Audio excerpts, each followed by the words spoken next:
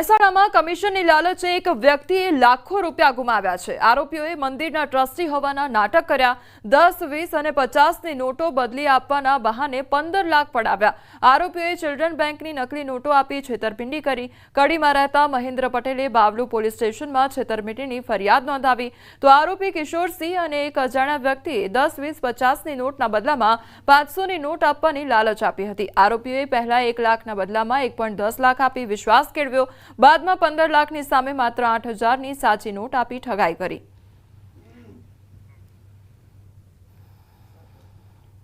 તો 15 લાખ આપેલા ને એના બદલામાં એમને 10-20ની પરચુરણ નોટો ભરેલો થેલો આપેલો, જેની અંદર ચકાસણી કરતા 8000 રૂપિયાની સાચી નોટો તેમજ અન્ય તમામ રકમ ચિલ્ડ્રન બેંકની નોટો હોવાનું જણાતા ફરિયાદી શ્રી મહાદેવભાઈ પટેલ તેમજ મેઘ પટેલ સાથે ઉપરોક્ત રકમની છેતરપિંડી થયેલી હોવાનું જણાતા તેઓ પોલીસ સ્ટેશન સંપર્ક કરતા પોલીસે એમનો ગુનો નોંધી અને અત્યારે બાવલુ પોલીસ સ્ટેશન PSI એની તપાસ ચલાવી રહ્યા છે।